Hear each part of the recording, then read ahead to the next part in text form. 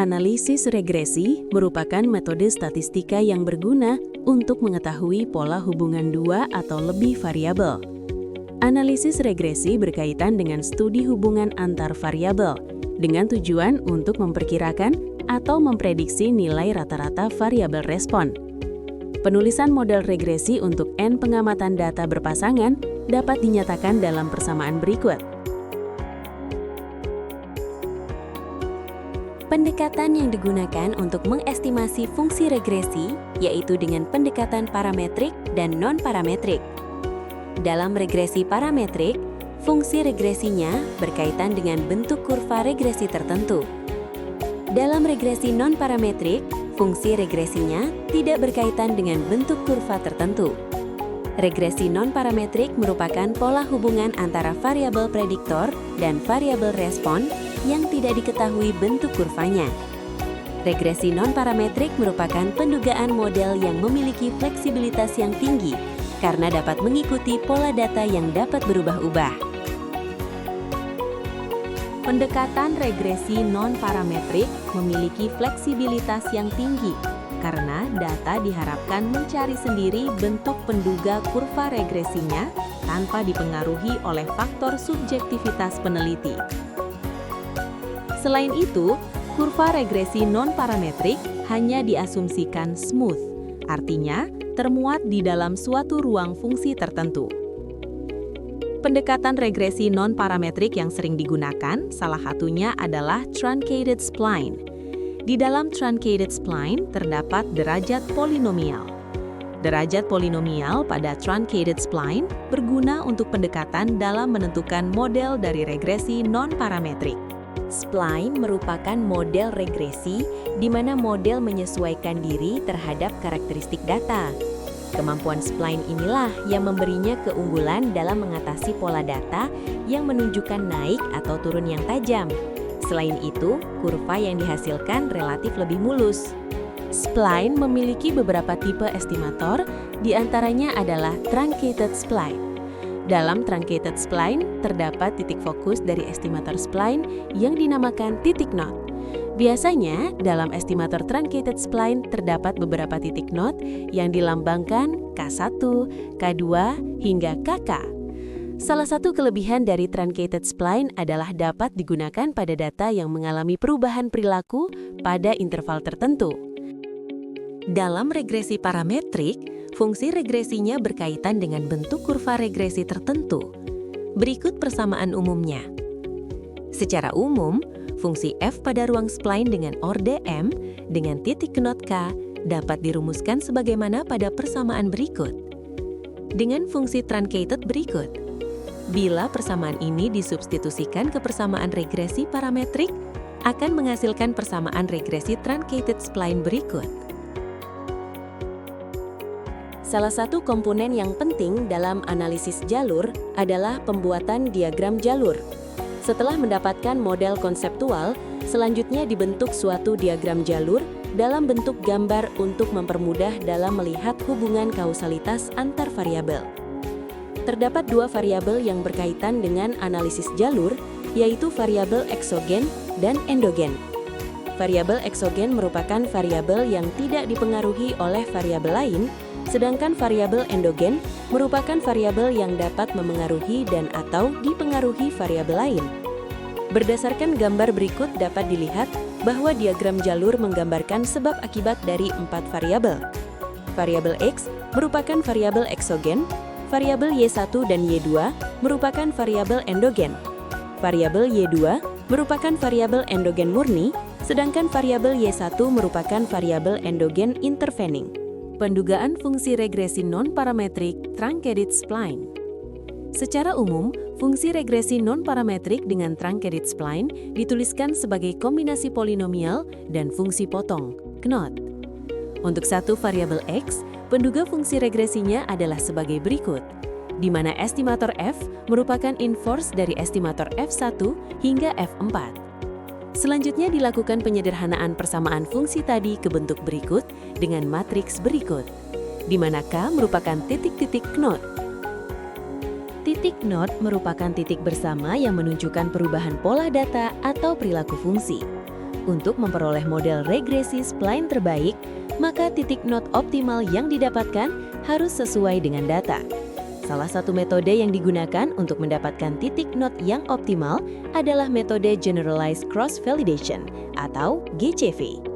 Pemilihan titik not optimal didasarkan pada nilai GCV yang paling minimum. Metode GCV dapat dirumuskan sebagai berikut.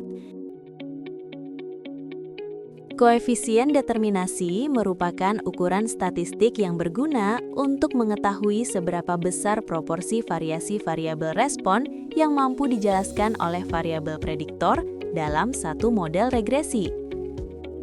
Dengan kata lain, koefisien determinasi memberikan informasi mengenai tingkat ketepatan model dalam menggambarkan hubungan antar variabel.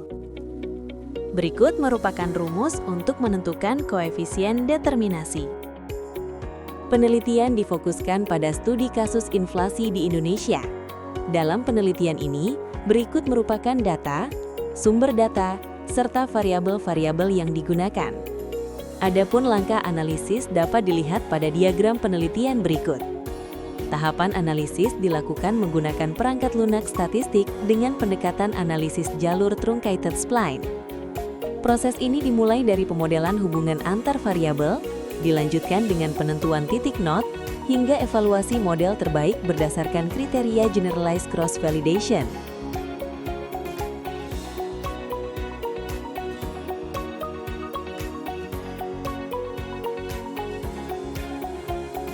Sebelum pemodelan dilakukan, analisis deskriptif digunakan untuk melihat gambaran umum data. Sebelum melakukan pemodelan, perlu diketahui terlebih dahulu pola hubungan antar variabel respon dan variabel prediktor yang dapat digambarkan menggunakan scatter plot. Berikut adalah scatter plot antara variabel respon berupa inflasi dengan masing-masing variabel prediktor yaitu ekspor, impor, dan jumlah uang beredar, serta variabel intervening yaitu kurs rupiah terhadap USD. Pola hubungan yang terbentuk pada gambar cenderung tidak memiliki pola hubungan tertentu, sehingga dapat digolongkan komponen kurva non-parametrik. Dengan demikian, model regresi yang cocok digunakan adalah regresi non-parametrik. Pada penelitian ini, model yang akan digunakan adalah truncated spline. Penentuan jumlah dan letak titik not dilakukan dengan membandingkan nilai GCV, di mana nilai terkecil menunjukkan model terbaik. Hasil pemodelan menunjukkan bahwa model dengan 3 titik not memberikan kinerja terbaik.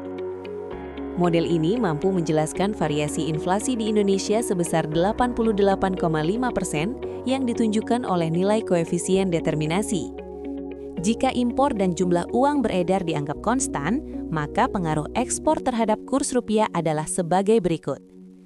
Berdasarkan model tersebut, saat nilai ekspor kurang 11.460,84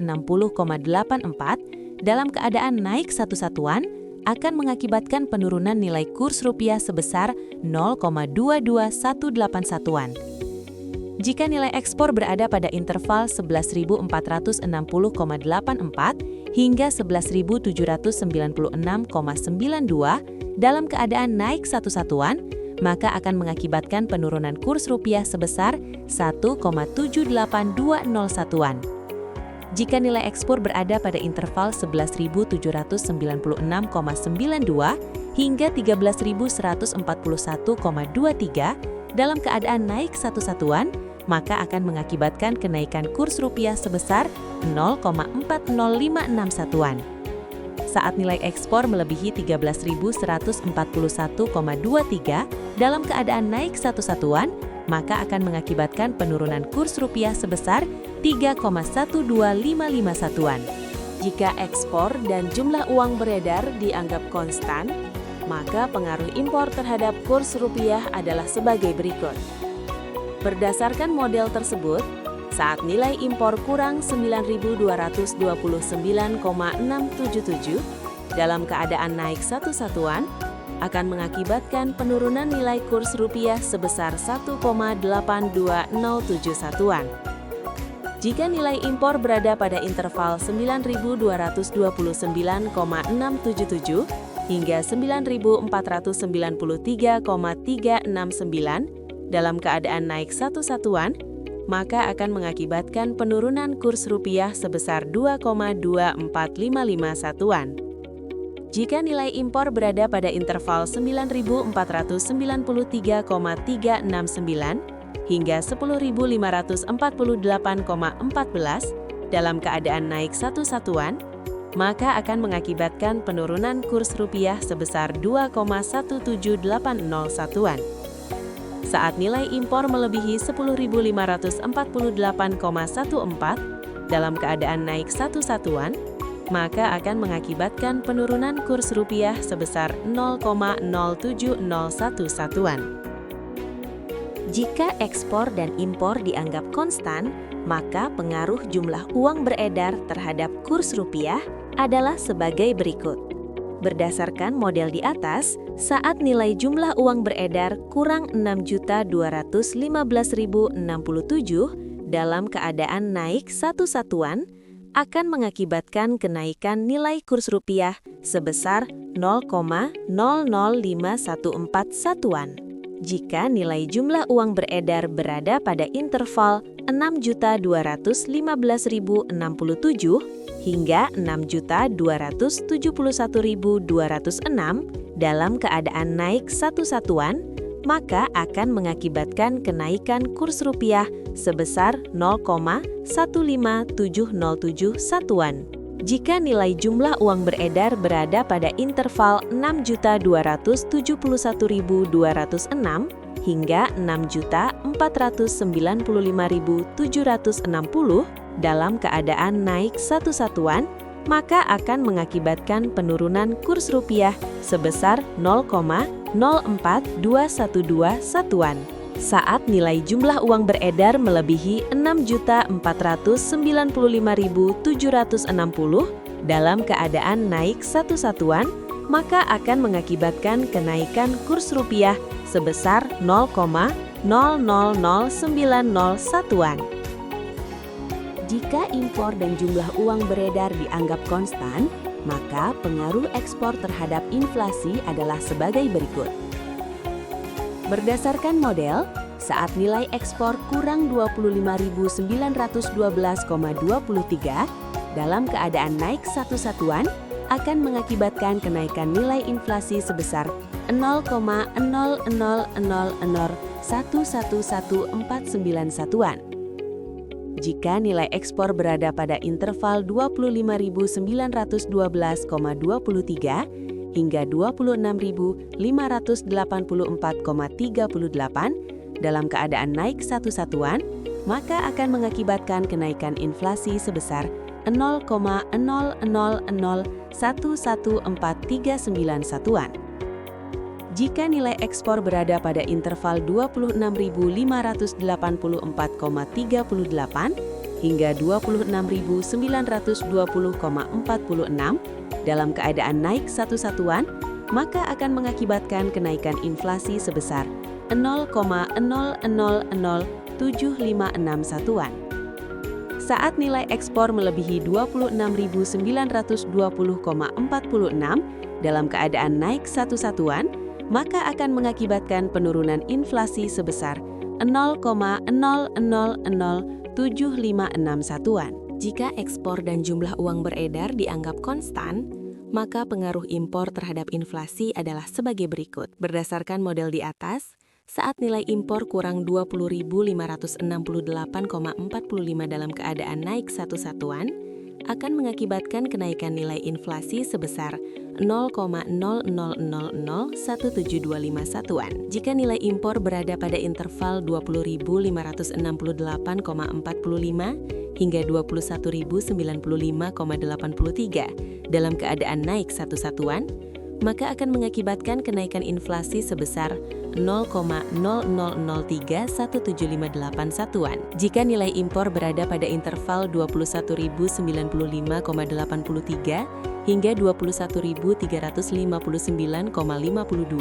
dalam keadaan naik 1 satuan, maka akan mengakibatkan penurunan inflasi sebesar 0,0002675,4 satuan. Saat nilai impor melebihi 21.359,52 dalam keadaan naik 1 satuan, maka akan mengakibatkan penurunan inflasi sebesar 0,00092241-an. Jika ekspor dan impor dianggap konstan, maka pengaruh jumlah uang beredar terhadap inflasi adalah sebagai berikut. Berdasarkan model di atas, saat nilai jumlah uang beredar kurang dari 8.629.030 dalam keadaan naik satu satuan, akan mengakibatkan penurunan nilai inflasi sebesar 0,00000622 Jika nilai jumlah uang beredar berada pada interval 8.629.030 hingga 8.741.308 dalam keadaan naik satu satuan, maka akan mengakibatkan kenaikan inflasi sebesar 0,00024081-an. Jika nilai jumlah uang beredar berada pada interval 8.741.308 hingga 8.797.446 dalam keadaan naik satu satuan, maka akan mengakibatkan penurunan inflasi sebesar 0,00044201-an.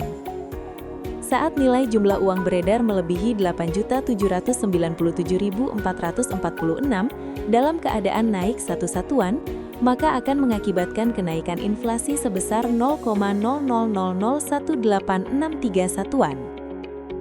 Pengaruh kurs rupiah terhadap inflasi dapat ditulis sebagai berikut.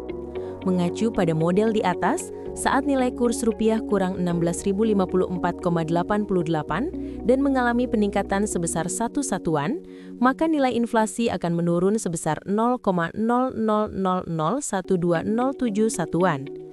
Bila nilai kurs rupiah berada dalam rentang 16.054,88 hingga 16.158,92 dan naik satu satuan, maka nilai inflasi mengalami penurunan sebesar 0,00492991-an. Bila nilai kurs rupiah berada pada rentang 16.158,92 hingga 16.210,94 dan naik satu satuan, maka akan mengakibatkan nilai inflasi turun sebesar 0,00082431-an.